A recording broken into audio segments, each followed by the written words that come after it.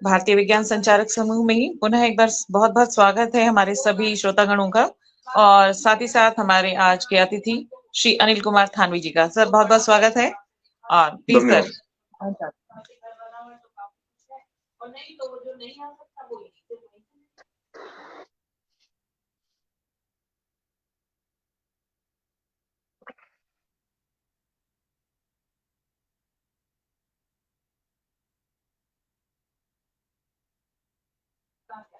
Sir live शुरू है, आप स्टार्ट कर सकते हैं। हाँ मैडम, ओके।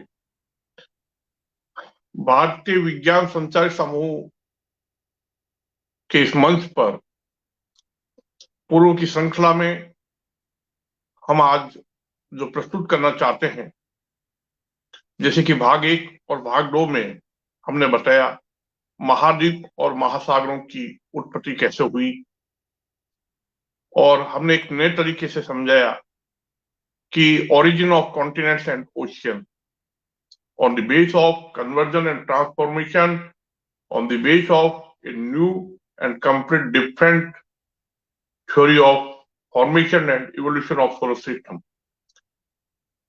सौरमंडल के जन्म और विकास की एक नई और बिल्कुल भिन्न थ्योरी के आधार पर हमने महाद्वीपों और महासागरों की उत्पत्ति भाग 1 और भाग 2 में बताई, और पृथ्वी का भौगोलिक विकास कैसे हुआ इस पे भी हमने अपनी बात रखी। आज महाद्वीपों और महासागरों की उत्पत्ति भाग 3 में पृथ्वी के भौगोलिक विकास की हम इसी कड़ी में आगे बढ़ रहे हैं। और सबसे पहले तो हम ये स्पष्ट करना चाहेंगे कि महाद्वीपों का ये विशेष पैटर्न, ये विशेष स्ट्रक्चर जो जुरासिक और क्रिटेशियस के बाद में, जैसा कि भूवैज्ञानिक बताते हैं कि पैंजिया सुपर कॉन्टिनेंट था पर्मियन में, और उसके बाद में इसका ब्रेकिंग हुआ लोरेशिया और गोंडवाना में, और उसके बाद में जुरासिक और क्रिटेशियस, और इस प्रकार से धीमी गति से वर्तमान स्थिति में महाद्वीप और महासागर आए।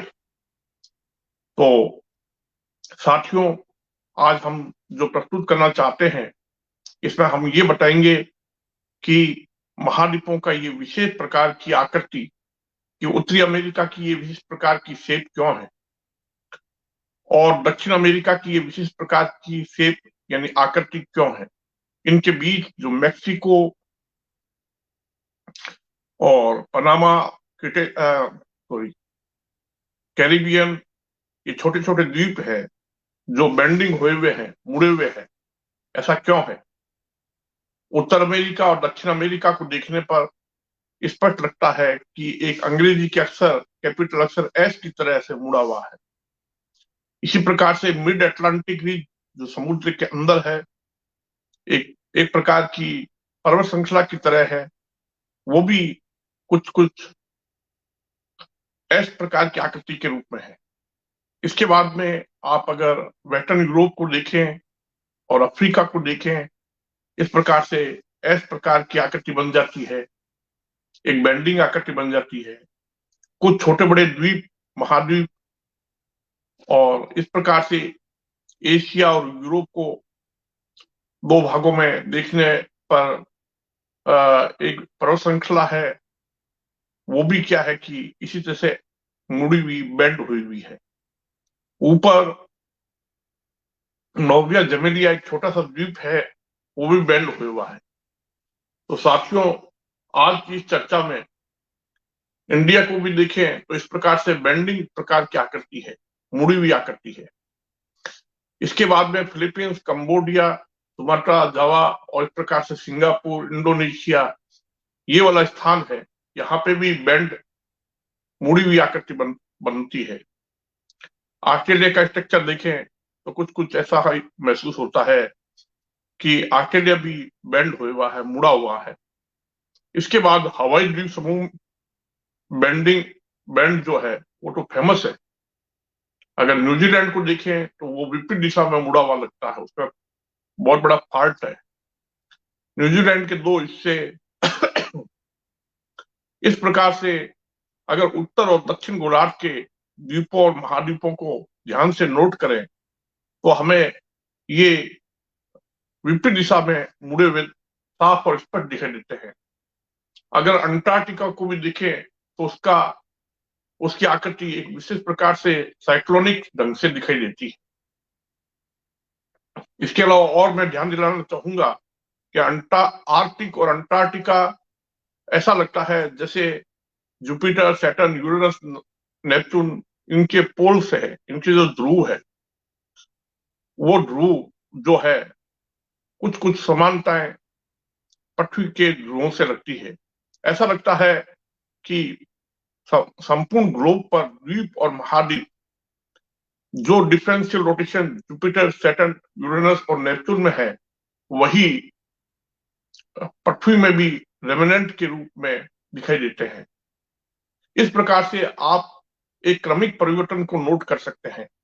इस क्रमिक परिवर्तन को ध्यान से देखने पर हमें समझ में आता है कि जो गैर दानव ग्रह हैं, जुपिटर, सैटर्न, उनमें जो अलग अलग अक्षांश पर एटमॉस्फेरिक मोशन है, अलग अलग लेटीट्यूड पर जो एटमॉस्फेयर का मूवमेंट है, वही आगे चल के अगर यूरेनस में दिखें, अगर नेपच्यून में दिखें, जो आइस जिएंट प्लैनेट जाने जाते हैं।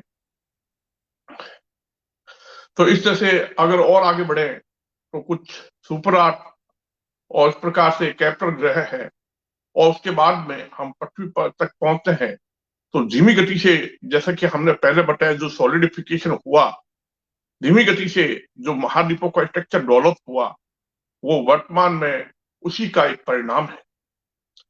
तो हम पेंजिया को इस तरह से हम रिजेक्ट करते हैं और बता रहे हैं कि पृथ्वी पर जितने भी द्वीप और महाद्वीप हैं, छोटे द्वीप और बड़े महाद्वीप हैं, 7 महाद्वीप हैं, उत्तरी अमेरिका, दक्षिण अमेरिका, यूरोप, एशिया और इस प्रकार से अफ्रीका। इस प्रकार से आप देख सकते हैं कि ऑस्ट्रेलिया, अंटार्कटिका, ये सभी द्वीप और महाद्वीप ध्यान से देखने पर ऐसा साफ और स्पष्ट दिखाई देता है कि डिफरेंशियल रोटेशन चलता गया और धीमी गति से प्लैनेट पर ट्विस्टिंग के कारण, इस प्रकार से मोड़ बार बार ट्विस्ट होने के कारण, ग्लोब के निचोड़े के जाने के कारण अंदर से मैटर बाहर आया और वो सॉलिड सरफेस बनी, उससे महाद्वीप बने, उनका स्ट्रक्चर बना और धीमी गति से रासायनिक परिवर्तन चलते रहे, सरल से जटिल यौगिक बनते गए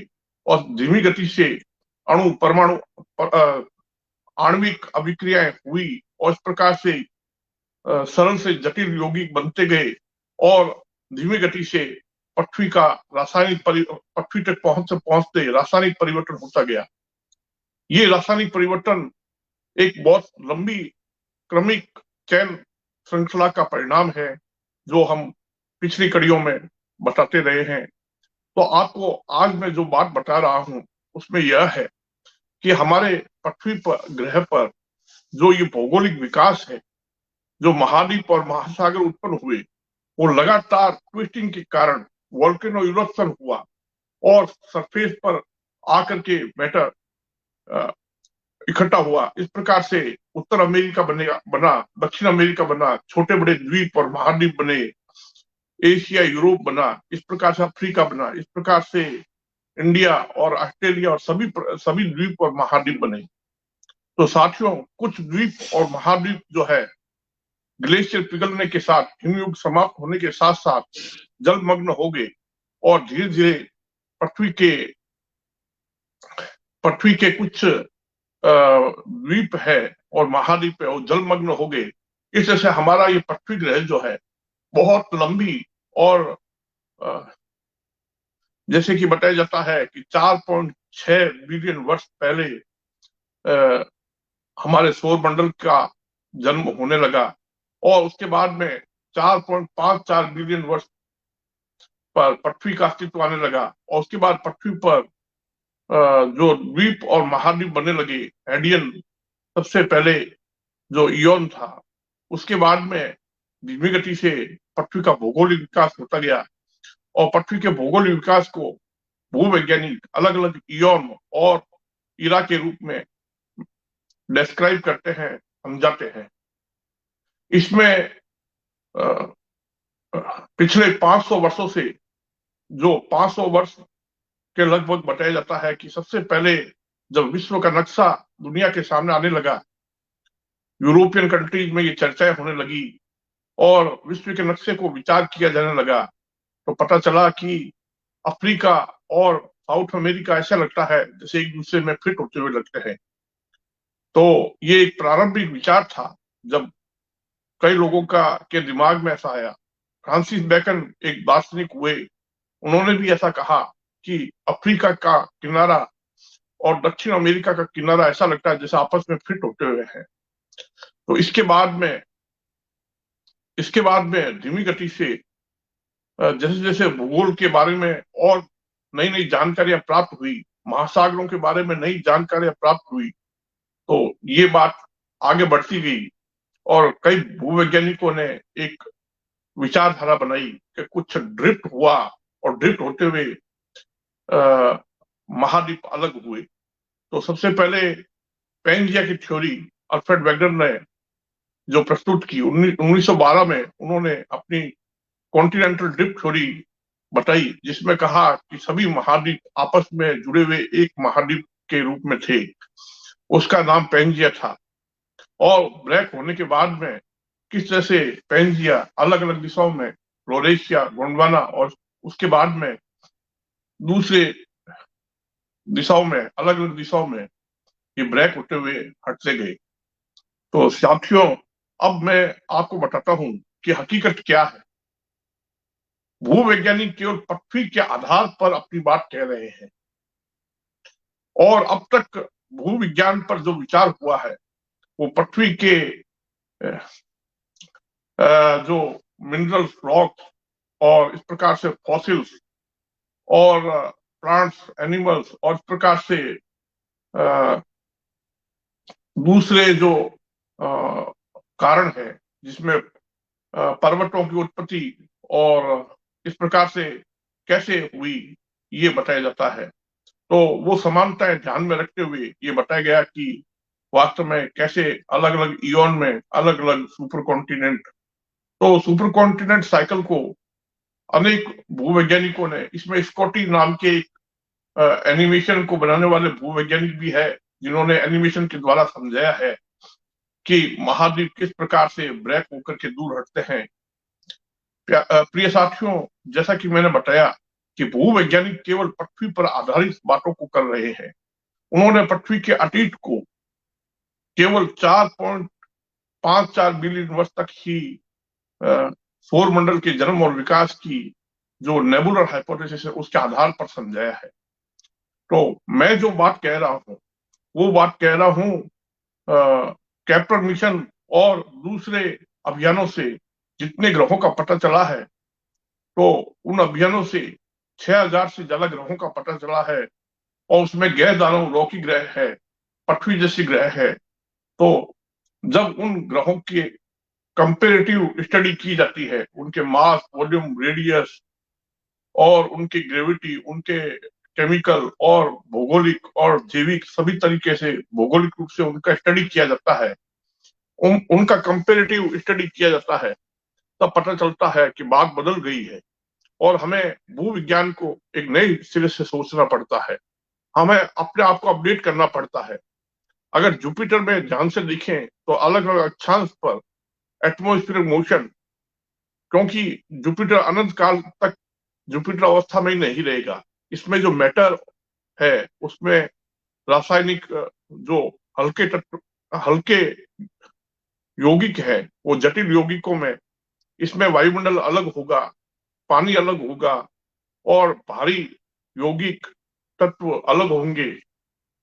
इस तरह से अगर हम जुपिटर और सैटर्न के बीच के ग्रहों को देखें, सैटर्न और यूरेनस के बीच के ग्रहों को देखें, यूरेनस और नेपच्यून के बीच के ग्रहों को देखें, नेपच्यून और सुपर आर्क के बीच के ग्रहों को देखें और सुपर आर्क और पृथ्वी के बीच के ग्रहों को देखें, इस प्रकार से जो ये एक क्रमबद्ध ढंग से एक सिस्टमेटिक परिवर्तन को ध्यान से नोट करें तो हमें आश्चर्यचकित परिणाम सामने आते हैं और हम हैरान हो जाते हैं कि पृथ्वी का भौगोलिक विकास जो अब तक बताया जाता है वो लार्ज स्केल पर, बड़े पैमाने पर सोचने पर ऐसा नहीं है, और सुपर कॉन्टिनेंट जैसा कुछ भी नहीं था। और हम एक नए तरीके से सारे geography, geology, geo science, geomorphology, structure geology सभी को सोचना पड़ता है।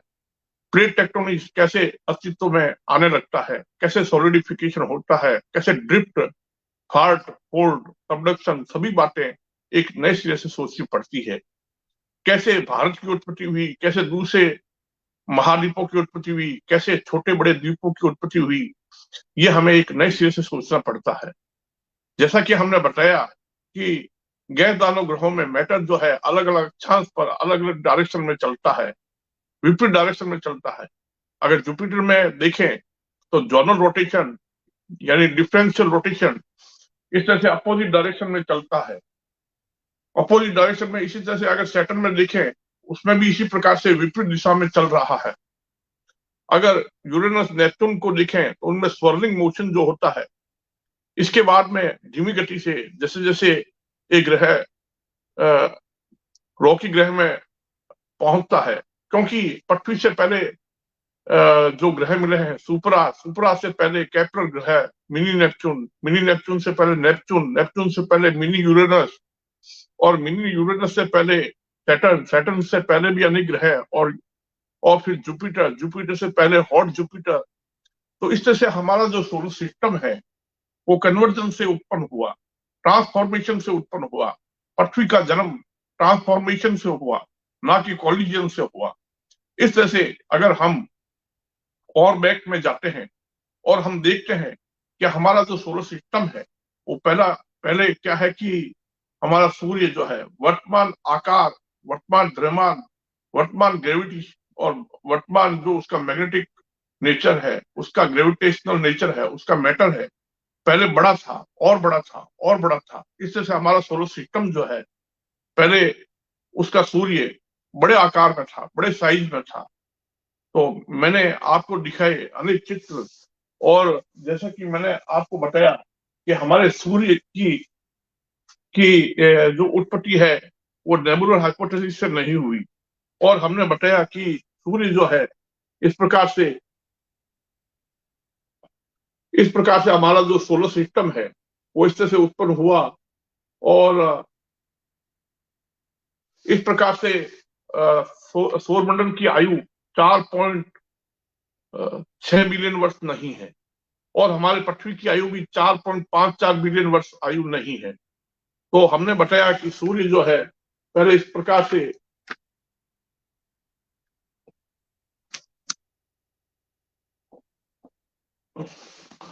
तो इस तरह से साथियों, हमारा कहने का मतलब यह है कि अगर सोलर सिस्टम बड़ा था और बड़ा था तो हमारा पृथ्वी भी बड़ा था, हमारा पृथ्वी ग्रह भी सुपर आर्थ था, कैप्लर ग्रह था, हमारा पृथ्वी ग्रह भी गैस दानव था, आइस जिएंट था, गैस जिएंट था। इस तरह से हमारे सौरमंडल के दूसरे ग्रह मरकरी, वीनस, ये भी बड़े साइज के थे, मार्स भी बड़े साइज का था। इस तरह से अगर जुपिटर की बात करें तो बैक में जाने पर जुपिटर हो सकता है कि एक बड़े स्टार के रूप में था, एक तारे के रूप में था, सैटर्न भी बड़े साइज में था। इस तरह से हमारा सोलर सिस्टम जो है एक बाइनरी स्टार सिस्टम के रूप में हो सकता है। तो हम जो बातें बता रहे हैं, आप सोचिए कि imagination is more than knowledge. आप सोचिए कि हमारा सोलर सिस्टम कैसे कन्वर्जन से उत्पन्न हुआ। अगर सोलर सिस्टम के बैक में जाते हैं तो ऐसी स्थिति में हम ये सोचने के लिए मजबूर हो जाते हैं कि अगर जुपिटर में अलग अलग अक्षांश पर इस प्रकार से मैटर का मूवमेंट हो रहा है, विपरीत दिशा में, अपोजिट डायरेक्शन में सब कुछ मूवमेंट हो रहा है, और जुपिटर के कुछ मून उसकी उल्टी दिशा में परिक्रमा कर रहे हैं, सैटर्न के भी मून जो है, कुछ मून ऐसे हैं जो प्रोग्रेड ऑर्बिटिंग कर रहे हैं, कुछ ऐसे रिट्रोग्रेड ऑर्बिटिंग कर रहे हैं, और इसी प्रकार से नेपच्यून का मून ट्रिटन जो है वो उल्टी दिशा में परिक्रमा कर रहा है। ब्रह्मांड में ऐसे कई ग्रह हैं जो अपने तारे की परिक्रमा उल्टी डायरेक्शन में करते हैं, कुछ सीधी डायरेक्शन में करते हैं। इसके पीछे हमारा कहने का तात्पर्य यह है कि हमारा जो सोलर सिस्टम के ये गैस दानव ग्रह है, हकीकत में ये घूर्णन कर ही नहीं रहे हैं, हम तो ये भी कहते हैं कि हमारा सूर्य हकीकत में घूर्णन नहीं कर रहा है, तो सूर्य क्या कर रहा है? वैसे तो सौर वैज्ञानिक कहते हैं कि एक प्लाज्मा बॉडी के अनुसार, एक गैसियस बॉडी के अनुसार सूर्य वास्तव में घूर्णन नहीं करता। तो क्या करता है? सूर्य हकीकत में ट्विस्ट और टाइट हो रहा है। एंटायर सोलर सिस्टम एक स्प्रिंग की तरह कसा जाता है और लूज होता है। तो हमारा सोलर सिस्टम जो है, अगर आप देखें, हमारा सूर्य जो है उसमें सन स्पॉट घटते हैं, बढ़ते हैं। सूर्य की आकृति पोल पर फ्लैटनिंग, इक्वेटर पर बल्गिंग, यानी पोलर और इक्वेटर रेडियस बार बार चेंज होती है। और सूर्य में मैग्नेटिक फील्ड भी है, वो बार बार उल्टा होता है। सूर्य में से सौर ज्वालाएं ट्विस्ट होती हुई बाहर निकलती है। सूर्य का अगर नेचर देखें तो साइक्लिक है। सूर्य मिनिमम से मैक्सिमम की तरफ बढ़ता है, फिर मैक्सिमम से मिनिमम हो जाता है। इस तरह से सूर्य बार बार अपने आप को दोहराता है। तो सूर्य का ये जो साइक्लिक नेचर है, इससे ये पता चलता है कि हकीकत में सूर्य जो है घूर्णन नहीं करता। इसी प्रकार से साथ में हम ये भी कहना चाहेंगे, हाल ही में सौर वैज्ञानिकों ने पता लगाया है कि सूर्य के इक्वेटर से ऊपर और इक्वेटर से नीचे विपरीत दिशा में अकाउंटिक वेव चलती है। और एक बात और बताऊं आपको कि अगर आप पूरे सोलर सिस्टम की बात करें तो जितने भी ग्रह है वो सूर्य की परिक्रमा इलिप्टिकल मार्ग पर करते हैं। तो इलिप्टिकल मार्ग पर करते हैं, तो हकीकत में वास्तव में ये इलिप्टिकल मार्ग क्यों है? केपलर के नियम के अनुसार नहीं है। केपलर ने जो बात कही कि सभी ग्रह जो है इस प्रकार से इलिप्टिकल अंडाकार मार्ग पर सूर्य की परिक्रमा करते हैं, लेकिन हकीकत में एंटायर सोलर सिस्टम इस प्रकार से दोलन कर रहा है, धड़क रहा है, वाइब्रेट कर रहा है। सूर्य 11.1 वर्ष में पूरा ट्विस्ट और टाइट हो जाता है और फिर वापस लूज होने लगता है, फिर ट्विस्ट और टाइट हो जाता है, फिर लूज होने लगता है। इस तरह से हमारा सोलर सिस्टम वाइब्रेट कर रहा है, धड़क धड़क रहा है। तो दूर से तारों को भी देखें, नेबुला और गैलेक्सियों को भी देखें, तो हमें आश्चर्यचकित हो जाते हैं कि नेबुलाओं का स्ट्रक्चर ऐसा है जैसे कि उनका आधा पार्ट ऊपर और आधा पार्ट नीचे विपरीत दिशा में मुड़ा हुआ है। ऐसी अनेक फेमस नेबुलाएं हैं, ऐसी अनेक स्पाइरल गैलेक्सियां हैं, इलिप्टिकल गैलेक्सियां हैं, जिनका आधा भाग ऊपर और नीचे इस प्रकार से ट्विस्ट और टाइट हो रहा है। अगर उनके इमेजेस को, उनके वीडियो को ध्यान से देखें, जैसा कि खगोल शास्त्रियों ने प्रस्तुत किया है, हम ये कहना चाहते हैं कि हमारी पृथ्वी में भी ऐसा स्ट्रक्चर मौजूद है।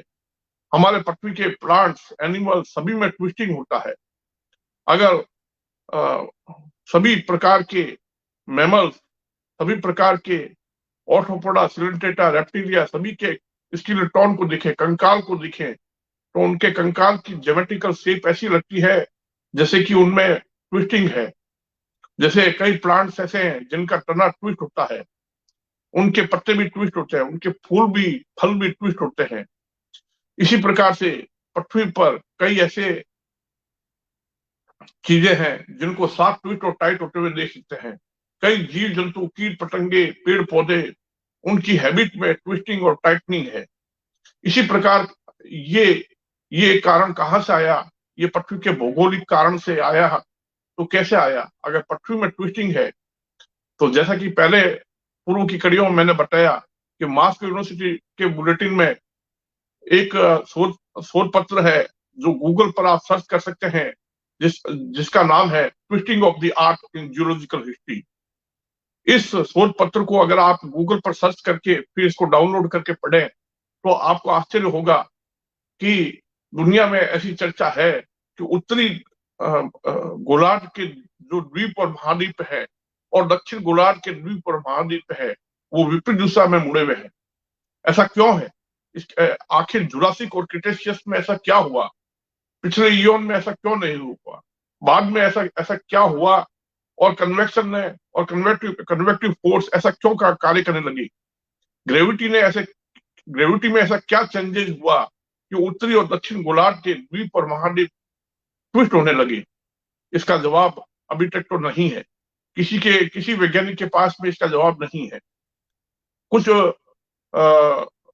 वैज्ञानिक जो ऐसे हैं जो समानताओं को ढूंढते हैं कि आप अगर देखें कॉमन, सिमिलर और सिमेट्रिसिटी की बात करें पूरे यूनिवर्स में, तो प्रत्येक आकाशीय पिंड का आधा भाग ऊपर और आधा भाग नीचे, चाहे वो नेबुलाए हो, चाहे गैलेक्सिया हो, चाहे ब्लैक होल की बात करें, चाहे तारों की बात करें, चाहे ग्रहों की बात करें, तो उनका आधा भाग ऊपर और आधा भाग नीचे, यानी पृथ्वी का और पृथ्वी जैसे ग्रहों का उत्तरी गोलार्ध और दक्षिण गोलार्ध विपरीत दिशा में मुड़ता है। प्यारे साथियों, जैसा कि मैं आपको बताऊं कि जैसे गैस दानव ग्रहों में डिफरेंशियल रोटेशन होता है, जैसे उस सूर्य और तारों में होता है, इसी प्रकार से हमारे पृथ्वी ग्रह में भी ये डिफरेंशियल रोटेशन आज भी मौजूद है। सॉलिडिफिकेशन होने के बाद में महाद्वीपों में ये स्ट्रक्चर बन गया, हवाओं में ये मौजूद है और बादलों में इस पर प्रभाव पड़ता है, महासागरों के पानी में भी है, इनर कोर आउटर कोर में भी इसका प्रभाव है। तो जो डिफरेंशियल रोटेशन पहले पास्ट में था, वो प्रेजेंट में भी अभी मौजूद है और वो पूरा खत्म नहीं हुआ है, पूरी तरह से समाप्त नहीं हुआ है। तो इस पे शोध पत्र भी लिखे जा चुके हैं।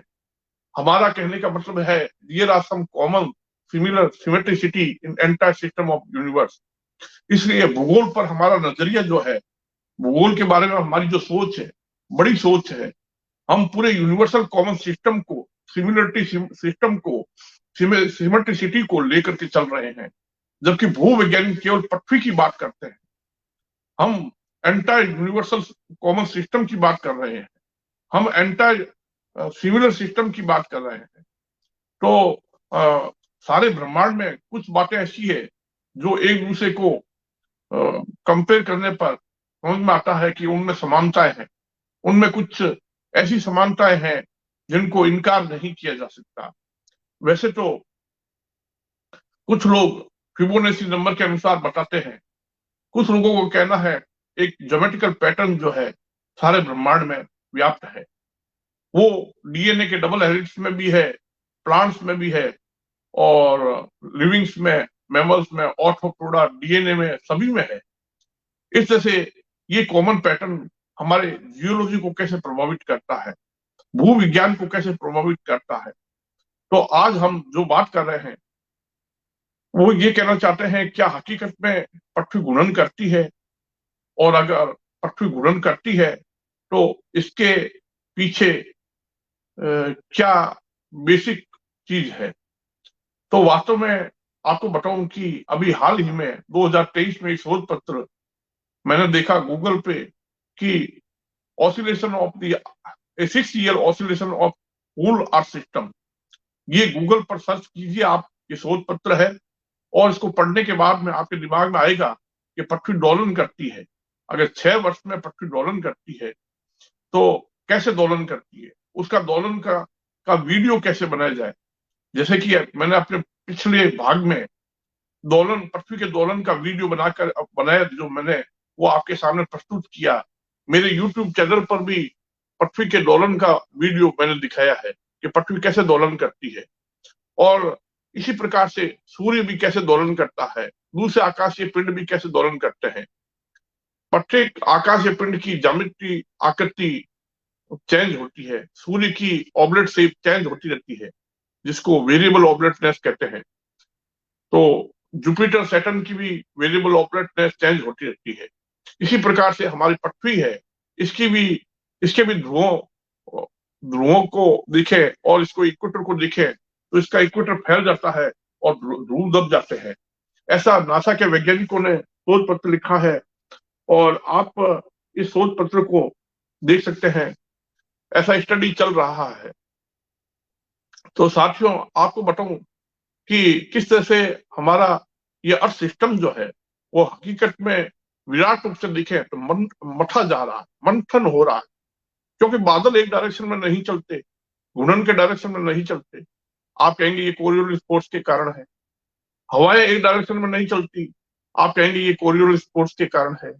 महासागरों का पानी भी घूर्णन के डायरेक्शन में नहीं चलता, उत्तर और दक्षिण गोलार्ध में अपोजिट चलता है, आप कहेंगे ये कोरियोलिस फोर्स के कारण है। और पृथ्वी पर चक्रवात और प्रति चक्रवात आते हैं, साइक्लोन और काउंटर साइक्लोन आते हैं, तो आप कहेंगे ये कोरियोलिस फोर्स के कारण है। तो पृथ्वी की जो सॉलिड सरफेस है, जिसपे जो कॉन्टिनेंट्स का स्ट्रक्चर है, क्या कोरियोलिस फोर्स उसको भी उस पर भी प्रभाव डालता है? क्या इनर कोर आउटर कोर पर भी प्रभाव डालता है? क्योंकि पृथ्वी की इनर कोर जो है वो विपरीत दिशा में चल रही है, ट्विस्ट और टाइट हो रही है। इसी प्रकार से आउटर मेंटल कोर है, उसमें भी ट्विस्टिंग है, स्पाइरल है, उसमें कन्वेक्शन इस तरह से काम कर रहा है। इसी प्रकार से अगर आप नोट करें कि पृथ्वी के जितने भी द्वीप और महाद्वीप हैं, उत्तर और दक्षिण गोलार्ध में एक दूसरे विपरीत दिशा में मुड़े हुए हैं। महाद्वीपों का ये विशेष स्ट्रक्चर क्यों बना, किस कारण से बना और कब ये कैसे शुरू हुआ, इस पे अभी तक कोई स्पष्ट जवाब नहीं है।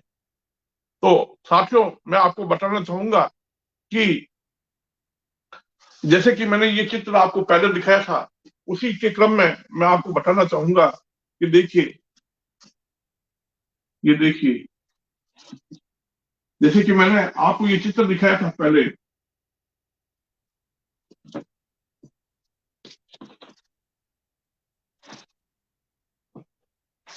ये चित्र दिखाने का तात्पर्य यही था, मानचित्र है, और इस मानचित्र को दिखाने का तात्पर्य यही था कि जो जुपिटर और सैटर्न में हो रहा है, जो यूरेनस और नेपच्यून में हो रहा है, जो ब्रह्मांड के इतने ग्रहों में, तारों में हो रहा है, वही पृथ्वी में भी हुआ। तो इस तरह से हमारा ये जो सोलर सिस्टम जो है, हमारा जो ये सोलर सिस्टम है, उसमें हमारे पृथ्वी में जो ये डिफरेंशियल रोटेशन जो आपने जुपिटर, सैटर्न, यूरेनस, नेपच्यून में देखा, वही पृथ्वी में। तो मैं ये कहता हूं, घूर्णन जैसा कुछ होता नहीं है, पृथ्वी घूर्णन नहीं करती। तो पृथ्वी घूर्णन क्यों नहीं करती? क्योंकि अगर पूरे अर्थ सिस्टम की बात करें तो धीमी गति से ट्विस्टिंग और टाइटनिंग हो रहा है। तो मेरे साथियों ने भी पूछा, कुछ बुद्धिजीवियों ने पूछा, कुछ लॉजिक करने वाले लोगों ने पूछा, तर्क करने वाले, कि भाई ये दिन रात कैसे हो रहे हैं अगर पृथ्वी घूर्णन नहीं करती। साथियों, हमारे देश के एक खगोल शास्त्री है, Indian institute of astrophysics, Ladakh में, हेनले में, उनका नाम है डोरजा आंगचुक। उन्होंने वीडियो रिकॉर्ड किया और बताया कि देखिए, पृथ्वी का रोटेशन ऐसे समझा जा सकता है। उन्होंने वीडियो रिकॉर्ड करके ट्विटर भी पर दिखाया और दूसरे यूट्यूब चैनल पर और अनेक जगह सोशल मीडिया पर उसको शेयर करके बताया, और आईआईए की वेबसाइट पर भी है। और इसके अलावा दुनिया में ऐसे अनेक वीडियोग्राफर और अनेक ऐसे एस्ट्रोनॉमर है जिन्होंने ऐसे वीडियो रिकॉर्ड करके बताया कि पृथ्वी का घूर्णन, उसमें ये बताया गया कि उन्होंने टाइमलेस तरीके से उन्होंने वीडियो शूट करके और ये दिखाया कि देखिए, पृथ्वी जो है इस प्रकार से घूर्णन कर रही है। उन्होंने कैमरे को फिक्स कर दिया और कैमरे को फिक्स करने के बाद में सूर्य और चंद्रमा, तारे और इस तरह से कॉन्स्टेलेशन सभी को पूर्व से पश्चिम की ओर चलते हुए इस तरह से दिखाया। मेरा ये कहना है कि एक छोटे से स्थान पर बैठ करके, क्योंकि पृथ्वी का डायमीटर 12,742 किलोमीटर है, और आप पृथ्वी पर एक मामूली से छोटे से स्थान पर बैठ के और आसमान के थोड़े से हिस्से को आप कवर करके और आसमान के थोड़े से हिस्से को देख करके, पार्ट को देख करके, और आप कहते हैं कि पृथ्वी घूर्णन कर रही है। तो मैंने जो ये तर्क किया, उसके बाद में मैं ये कहता हूं कि कुछ और लोगों ने कहा कि सैटेलाइट ने स्पष्ट रूप से बाहर से पृथ्वी को घूर्णन करते हुए रिकॉर्ड किया है। मैं कहता हूं ये एकदम गलत है। मेरा दावा इस बात पर आधारित है, अगर आप पृथ्वी से बाहर निकलें और पूरे अर्थ सिस्टम की बात करें तो आप हैरान हो जाएंगे कि पृथ्वी में घूर्णन जैसा कुछ हो ही नहीं रहा है। क्यों? क्योंकि बादल एक डायरेक्शन में नहीं चल रहे हैं, हवाएं एक डायरेक्शन में नहीं चल रही है, पानी एक डायरेक्शन में नहीं चल रहा है, महासागरों का पानी विपरीत डायरेक्शन में चल रहा है, चक्रवात, पृथ्वी चक्रवात। अगर ये कोरियोलिस फोर्स के कारण हो रहा है तो महाद्वीपों का स्ट्रक्चर ऐसा क्यों है? उत्तर और दक्षिण गोलार्ध में द्वीप और महाद्वीप विपरीत मुड़े हुए क्यों हैं? उसके बाद में अगर आप देखें कि पृथ्वी के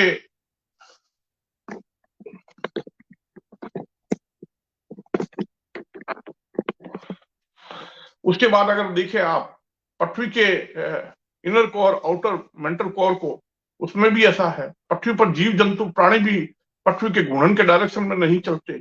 इसके साथ साथ आपको एक बात और ध्यान दिलाऊंगा कि पृथ्वी का चंद्रमा जो है, उसकी ऑर्बिटल प्लेन जो है ऑसिलेट करती रहती है। हकीकत में चंद्रमा जो है पृथ्वी, ये बेरी सेंटर की परिक्रमा करता है, ना कि पृथ्वी की। ये बेरी सेंटर कैसे बना, सेंटर ऑफ ग्रेविटी बना कैसे?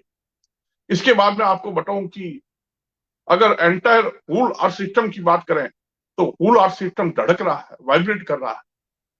पृथ्वी में हर 26 सेकंड में एक पल्स निकलती है, ऐसा वैज्ञानिकों का दावा है, मेरा नहीं है। तो आप पूरे अर्थ सिस्टम की बात करें तो हकीकत में पृथ्वी द्रव्य ऊर्जा का मंथन करता हुआ एक पिंड है, जो इस प्रकार से ट्विस्ट टाइट हो रहा है। तो फिर दिन रात क्यों हो रहे हैं? क्योंकि ट्विस्टिंग बहुत धीमी गति से हो रहा है, पहली बात बता दूं, और फटाफट नहीं हो रहा।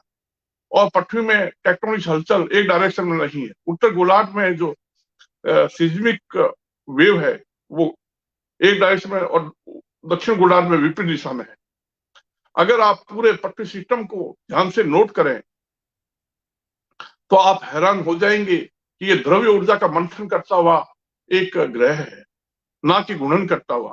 तो कुछ वैज्ञानिकों ने, कुछ मेरे मित्रों ने भी कहा कि जिस तरफ से पृथ्वी पर प्रकाश पड़ता है उस तरफ दिन हो जाता है, और जिस तरफ पृथ्वी का साइड पीछे की तरफ हो जाता है वहां रात होती है। तो ये दिन रात तो हो रहे हैं, इसका मतलब घूर्णन तो हो रहा है। तो मैंने दोबारा फिर कहा कि प्रकाश और छाया का खेल, दिन रात केवल प्रकाश और छाया का खेल है। वो कहते हैं कैसे, आप समझाइए इस बात को कैसे समझाएंगे कि ये दिन रात केवल प्रकाश और छाया का खेल है? आपको बताऊं, कुछ बाइनरी स्टार सिस्टम है जिनमें 2 तारे हैं या 3 तारे हैं, 4 तारे हैं। उनमें रॉकी ग्रह भी है, उसमें गैस दानव ग्रह भी है। वहां पर एक ग्रह पर इस दिशा से प्रकाश आ रहा है, दूसरी डायरेक्शन से प्रकाश आ रहा है, क्योंकि 3-4 तारे हैं। तो आप इसको दिन रात कैसे कह सकते हैं? हमारा सोलर सिस्टम भी पहले ऐसा ही था। जब हम बैक में जाते हैं तो हमारे सोलर सिस्टम एक समय बाइनरी स्टार सिस्टम की तरह था। जुपिटर एक तारे के रूप में था, सैटर्न भी एक तारे के रूप में था। उस समय हमारा ये सूर्य है और बड़ा था। तो हमारे सोलर सिस्टम के बैक में जाते हैं तो मंगल ग्रह जो उस समय पृथ्वी जैसा था। तो आप सोचिए कि जिस समय इस प्रकार से बाइनरी स्टार सिस्टम था तो उस समय देश नोट कीजिए आप, तो ये प्रकाश छाया का ये खेल हो गया। तो आप इस बात को समझिए और तय कीजिए, क्या पृथ्वी घूर्णन कर रही है? मैंने अपने वीडियो के द्वारा पिछली कड़ी में बताया कि पृथ्वी इस प्रकार से दोलन कर रही है, अंडाकार अंडाकार से गोलाकार, गोलाकार से अंडाकार। ये एक आइडियल एक ऑसिलेशन मैंने दिखाया। हकीकत में पृथ्वी जो है वो भिन्न ऑर्बिट के बीच में दोलन करती है। इस तरह से अगर आप नोट करें तो आप दूसरे ग्रहों को भी नोट करें तो वो वास्तव में घूर्णन नहीं कर रहे हैं। हकीकत में ये ट्विस्टिंग हो रहा है। अगर ट्विस्टिंग हो रहा है तो आप देखिए, नोट कीजिए कि महाद्वीपों का स्ट्रक्चर ऐसा क्यों है, और inner core, outer core, mental, और इस प्रकार से आप देखें कि हवाओं का मूवमेंट वास्तव में कोरियोलिस फोर्स की अगर बैक हिस्ट्री में जाएं तो वो डिफरेंशियल रोटेशन का रेमिनेंट है। हकीकत में आप देखें तो पूरा अर्थ सिस्टम एक ऑसिलेशन करता हुआ एक अर्थ सिस्टम है। तो आप सोचिए कि अगर पृथ्वी घूर्णन नहीं करती, ऑसिलेट करती है, क्योंकि ये ऑसिलेशन इतना धीमा है कि हमें तत्काल दिखाई नहीं देता, लेकिन इसके परिणाम हमें दिखाई देते हैं, पेड़ों के रूप में, पौधों के रूप में, और कीट पतंगों के रूप में, उनकी हैबिट के रूप में, हमें जीव जंतु के रूप में, हमारे शरीर में, हमारे शरीर की संरचनाओं में, हमारे डीएनए में। इस तरह से ये एक ट्विस्टिंग का नेचर, जो long journey of A geometrical pattern, जो सर्पिल गैलेक्सियों में है, जो ब्लैक होल और तारों में है, जो नेबुलाओं में है, जो इस प्रकार से होते हुए सूर्य में है, अनेक तारों में है, अनेक गैस दानव ग्रहों में है। इस तरह से आप नोट कीजिए कि जुपिटर में जो डिफरेंशियल रोटेशन अलग अलग अक्षांश पर है वो क्यों है? क्योंकि हकीकत में जुपिटर ग्रह घूर्णन कर ही नहीं रहा है, सूर्य भी घूर्णन नहीं कर रहा है, दूसरे गैस दानव ग्रह सैटर्न, यूरेनस, नेपच्यून वो भी घूर्णन नहीं कर रहे हैं। ये एक विराट दोलन व्यवस्था है। मैं आपको बताऊं कि अगर सारे ब्रह्मांड में कॉमन, सिमिलर और सिमेट्रिसिटी की बात कहें तो आप हैरान हो जाएंगे कि हमारा ये सृष्टि, हमारा ये ब्रह्मांड विराट रूप से दोलन कर रहा है, धड़क रहा है, वाइब्रेट कर रहा है। तो साथियों, इस भाग चीज में जो बात मैं रखना चाहता हूं वो ये है कि हकीकत में महाद्वीपों का ये जो पैटर्न है, महाद्वीपों का ये जो स्ट्रक्चर है, जो जुरासिक और क्रिटेशियस के बाद बताया जाता है, लेकिन इसका स्टार्टिंग ऐसे नहीं हुआ, पैंजिया के ब्रेक होने से नहीं हुआ। पैंजिया जैसा कुछ भी नहीं था। और इसी प्रकार से लॉरेंसिया गोंडवाना की बात की जाती है। हमें भूगोल को एक नए दृष्टिकोण से विचार करना होगा, एक नए एंगल से सोचना होगा। क्योंकि मैं सौर मंडल के जन्म और विकास की एक नई अवधारणा प्रस्तुत कर रहा हूँ, एक नई हाइपोथेसिस प्रस्तुत कर रहा हूँ। वो इस बात पर आधारित है कि वास्तव में अगर आप कन्वर्जन को देखें, ट्रांसफॉर्मेशन को देखें, क्योंकि इतने ग्रहों का पता चला है, इतने तारों का पता चला है, उन सभी का कंपेरेटिव स्टडी लार्ज स्केल पर करने पर हमें समझ में आता है। जब लार्ज स्केल पर इस प्रकार से कंपेरेटिव स्टडी होगी तो हमें समझ में आएगा किस प्रकार से धीमी गति से एक ग्रह पृथ्वी जैसी अवस्था में आता है, कैसे सॉलिडिफिकेशन होते हुए महाद्वीप और महासागर बनते हैं, और धीमी गति से महासागर और प्रकार से प्लेट टेक्टोनिक्स, इस प्रकार से तो हम कॉन्टिनेंटल ड्रिफ्ट को एक अलग तरीके से सोचते हैं कि हमारे पृथ्वी पर प्रेशर पड़ा, दबाव पड़ा, उसके कारण जो मिड अटलांटिक रीज है वो ऊपर उठ के आ गई, और इस प्रकार से पर्वत श्रृंखला के रूप में ये महासागर के अंदर, समुद्र के अंदर है। ऐसी अनेक रीजेज हैं जो पृथ्वी पर है। इस प्रकार से अगर आपको बताऊं कि इंडिया जो है वो अंटार्कटिका से और ऑस्ट्रेलिया से और मेडागास्कर से, अफ्रीका से ब्रेक होकर के उत्तर की तरफ इस तरह से ब्रेक होकर के नहीं उत्पन्न हुआ। हाँ, मूवमेंट तो हो रहा है, हलचल हो रही है, हर एक महाद्वीप में हलचल हो रही है, ऑस्ट्रेलिया में भी हो रही है, दूसरे में भी हो रही है। और हिमालय का फॉर्मेशन इस तरह से नहीं हुआ जैसे कि भूवैज्ञानिक आज सोचते हैं। तो पृथ्वी पर एक समय इतना पानी था, फिर वो पानी जैसे जैसे रासायनिक अभिक्रियाओं के द्वारा समाप्त होता गया, इस प्रकार से हिमयुग आया और पृथ्वी पर ग्लेशियर और हिमयुग के समाप्त होते होते जैसे ग्लेशियर पिघलते गए, कुछ द्वीप और महाद्वीप जलमग्न हो गए और उत्तरी गोलार्ध के जो कुछ महाद्वीप है वो ऊपर उठने लगे। इस प्रकार से हिंद महासागर में जो कुमारी कंडम नाम का द्वीप था वो जलमग्न होकर समाप्त हो गया। इस प्रकार से अगर आप न्यूजीलैंड की बात करें तो उसके आसपास का एरिया भी जलमग्न हो गया। तो इस प्रकार से जैसे अंटार्कटिका में बर्फ यानी कि आइस की मात्रा बढ़ गई, और उत्तर गोलार्ध और दक्षिण गोलार्ध में इस प्रकार से हम देखें तो हिमयुग के समाप्त होने के बाद में कई ऐसे द्वीप और महाद्वीप हैं जो जलमग्न हो गए। तो साथियों, मैं आपको ये कहना चाहता हूं कि आज की भाग 3 में हम ये कहना चाहते हैं कि महाद्वीपों का ऐसा विशेष पैटर्न, इस प्रकार से विशेष स्ट्रक्चर बना, और इसके पीछे कारण यह है कि हमें पृथ्वी की संपूर्ण डायनेमिकल नेचर को समझना होगा। पृथ्वी हकीकत में दोलन कर रही है, ट्विस्टिंग और टाइटनिंग हो रही है, पृथ्वी में घूर्णन जैसा कुछ भी नहीं है। तो हम छोटे पैमाने पर, शॉर्ट स्केल पर हमें दिन रात दिखाई देते हैं, लेकिन लार्ज स्केल पर, बड़े पैमाने पर हम पूरे पृथ्वी सिस्टम को देखें तो पृथ्वी ट्विस्ट और टाइट होते हुए, मंथन करते हुए, एक स्प्रिंग की तरह कसते हुए, और द्रव्य ऊर्जा का विराट मंथन हो रहा है, गुणन जैसा कुछ भी नहीं हो रहा है। तो दूसरे ग्रहों के साथ में भी ऐसा ही हो रहा है, चाहे वो मंगल हो, चाहे वीनस हो, चाहे वो प्लूटो हो, चाहे मरकरी हो, चाहे दूसरे गैस दानव ग्रह हो, सभी में ट्विस्टिंग और टाइटनिंग हो रहा है। ये डिफरेंशियल रोटेशन हकीकत में ट्विस्टिंग और टाइटनिंग के कारण है। इस प्रकार से हमारा एंटायर सोलर सिस्टम जो है इस प्रकार से कस जा रहा है, लूज हो रहा है।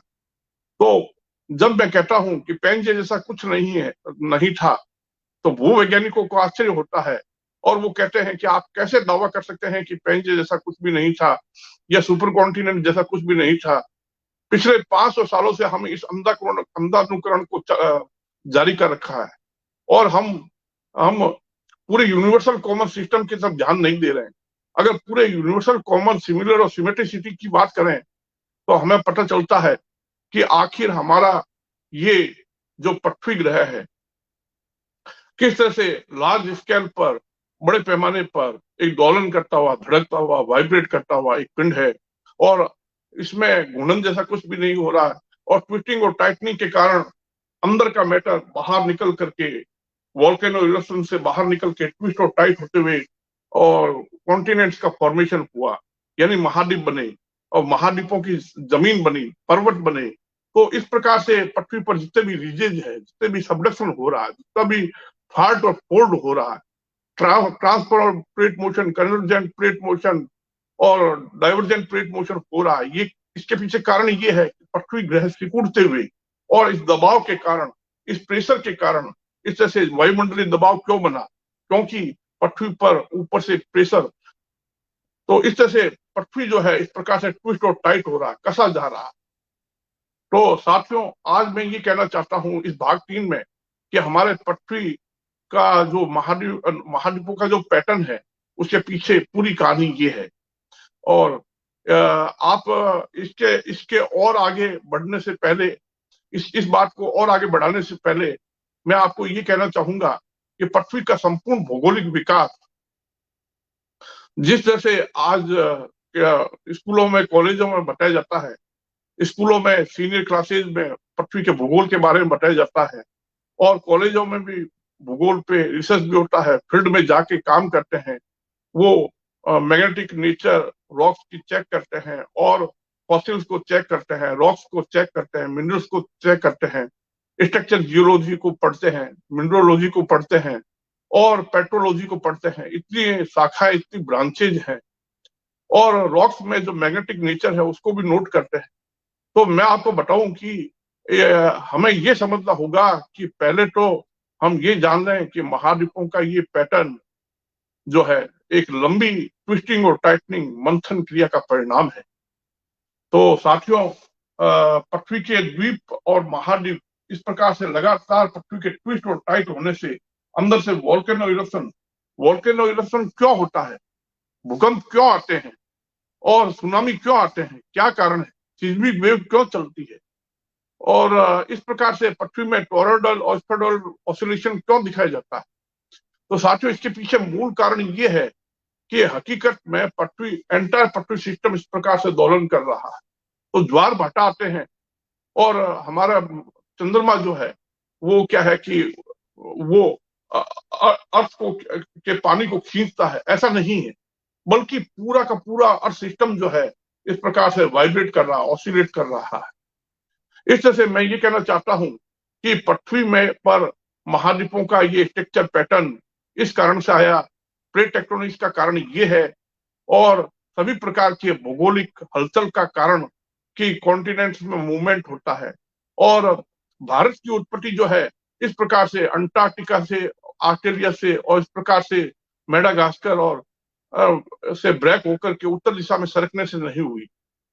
वैज्ञानिकों ने कहा कि इसका हमारे पास प्रमाण, तो मैं कहता हूं मेरे पास में ये प्रमाण है, जो differential rotation Jupiter, Saturn, Uranus, Neptune, super art इस प्रकार से धीमी गति से हमारे इस पृथ्वी ग्रह में इंडिया जैसे ग्रहों का इंडिया जैसे सब कॉन्टिनेंट का उत्पत्ति हुई। और मैं ये कहता हूं कि आप नोट कीजिए कि अगर आप पूरे सिस्टम को ध्यान से एक एक बात को एक दूसरे से कोरिलेट करते हुए, एक दूसरे से कनेक्ट करते हुए देखें तो आपको एक बड़ा सिस्टमेटिक पैटर्न नजर आएगा। फिर आप कहेंगे कि दूसरे ग्रहों में, दूसरे तारों में, गैलेक्सियों में, नेबुलाओं में, तो एक यूनिवर्सल कॉमन सिस्टम की बात अगले भाग में करेंगे। हम ये भी बताएंगे कि पृथ्वी पर ऐसे इस प्रकार के भौगोलिक विकास से, इसके एविडेंसेस, तो पृथ्वी के भौगोलिक विकास में इस प्रकार से दो भिन्न कॉन्टिनेंट पर सिमिलर रॉक्स कैसे पहुंच गई, सिमिलर फोसिल्स कैसे पहुंच गए, सिमिलर मिनरल्स कैसे पहुंच गए, सिमिलर कॉस्ट लाइन ऐसे कैसे बन गई। और इसके पीछे कारण ये है कि लॉन्ग टाइम डिफरेंशियल रोटेशन इस प्रकार से चलता रहा, इसी ने ये सब करके बताया। और इसी के कारण दो अलग अलग महाद्वीपों का कॉस्ट लाइन जो है, जैसे अफ्रीका और साउथ अमेरिका एक दूसरे से जुड़े हुए नहीं थे, इसी प्रकार से दूसरे महाद्वीप भी आपस में जुड़े हुए नहीं थे, बल्कि लॉन्ग टाइम डिफरेंशियल रोटेशन के कारण ऐसा हुआ। इसी के कारण जो है माउंटेन्स बिल्डिंग हुआ, इसी के कारण क्या है, सिमिलर रॉक्स, इसी के कारण सिमिलर फॉसिल्स, सिमिलर मिनरल्स और इस प्रकार से प्लांट एक कॉन्टिनेंट को क्रॉस करके दूसरे कॉन्टिनेंट पर पहुंचे। तो differential rotation play a major role in formation and of a habitable planet like earth.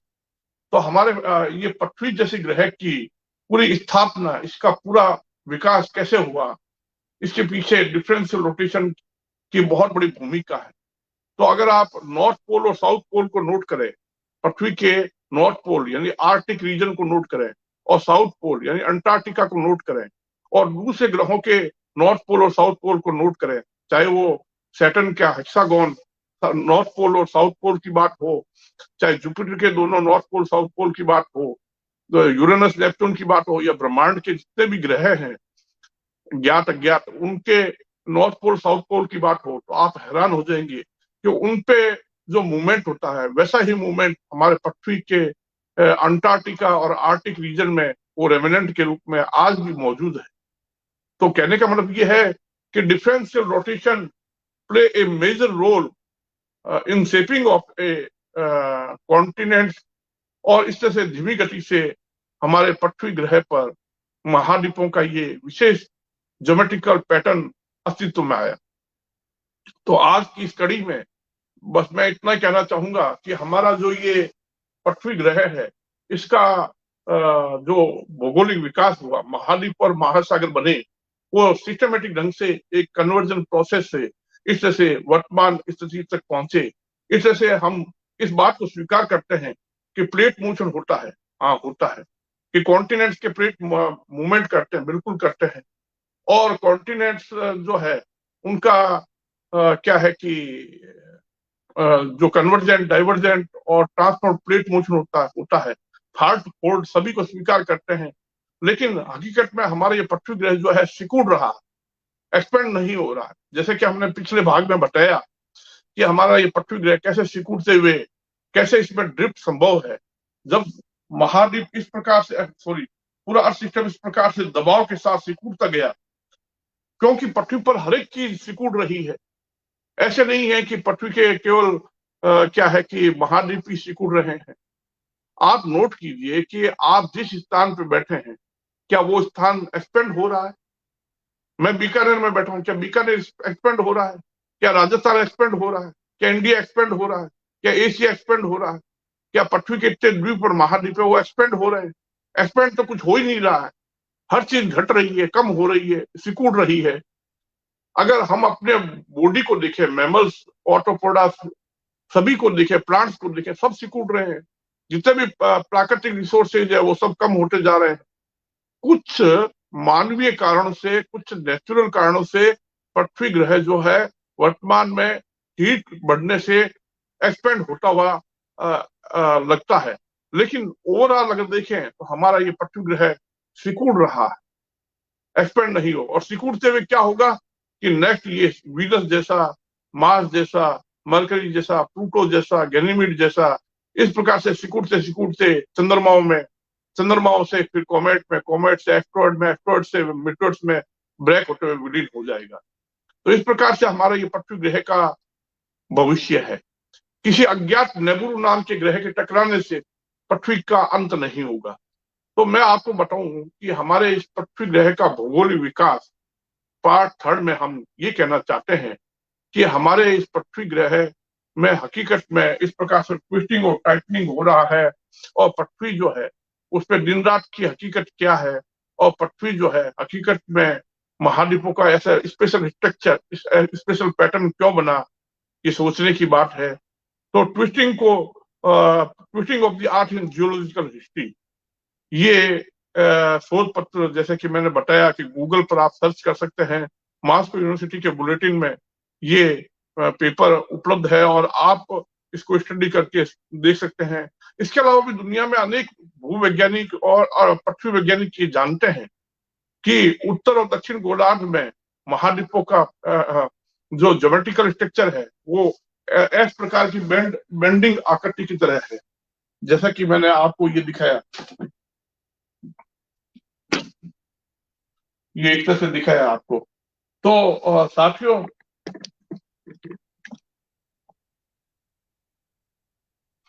तो ये दिखाने का उद्देश्य यही है कि आप ये समझ जाएं कि वास्तव में कॉन्टिनेंट्स का ये केवल एक कॉन्टिनेंट्स में ब्रेकिंग नहीं है, बेंडिंग नहीं, बल्कि हवाओं में, पानी में, सभी में है। इस तरह से हमारा ये पृथ्वी सिस्टम लार्ज स्केल पर दोलन करता हुआ, जैसे कि मैंने एक शोध पत्र की हवाला दिया कि 6 year oscillation of the whole earth system. तो ये आर डायनेमिकल सिस्टम, इसमें ये बताया गया है। आप इसको गूगल पर सर्च कर सकते हैं। इस तरह से भाग 3 को समाप्त करते हुए, समापन करते हुए, मैं आपको ये कहना चाहूंगा कि महाद्वीपों का ये स्पेशल आर्किटेक्चर कौन से कन्वेक्टिव फोर्स के कारण हुआ? क्या ग्रेविटी ने ऐसा किया? क्या पृथ्वी पर जुरासिक और क्रिटेशियस के बाद में ऐसा फोर्स कैसे चेंज हुआ कि उत्तर और दक्षिण गोलार्ध एक दूसरे के विपरीत हो गए, एक दूसरे के विपरीत दिशा में मुड़े हुए हो गए? इसके पीछे क्या कारण है? तो इसके पीछे हकीकत में अगर पूरे यूनिवर्सल कॉमन सिस्टम की बात करें तो सूर्य, तारे, गैलेक्सियां, नेबुलाएं, सभी का आधा भाग ऊपर और आधा भाग नीचे विपरीत दिशा में ट्विस्ट और टाइट हो रहा है। इस तरह से आपको इस भाग में बताने का उद्देश्य यही था कि भाग 3 में हम ये कहना चाहते हैं कि पृथ्वी हकीकत में घूर्णन नहीं कर रही है, पृथ्वी ट्विस्ट और टाइट हो रही है। इसके प्रमाण के रूप में जैविक प्रमाण भी देखे जा सकते हैं, प्लांट्स में, एनिमल्स में और बैक्टीरिया में, और इस प्रकार से इंसेक्ट्स में, आप सभी में देख सकते हैं। और डीएनए के डबल हेलिक्स में, हमारे हमारे बॉडी के ऑर्गन्स में, तो हमारे शरीर का संरचना में भी इसका। तो हमारे 2 हाथ 2 पैर क्यों है मैमल्स के? या 4 पैर क्यों है? या आप देखिए ऑर्थोपोडा है, उसमें अगर बॉडी का स्ट्रक्चर देखें, इसके पीछे क्या कारण है?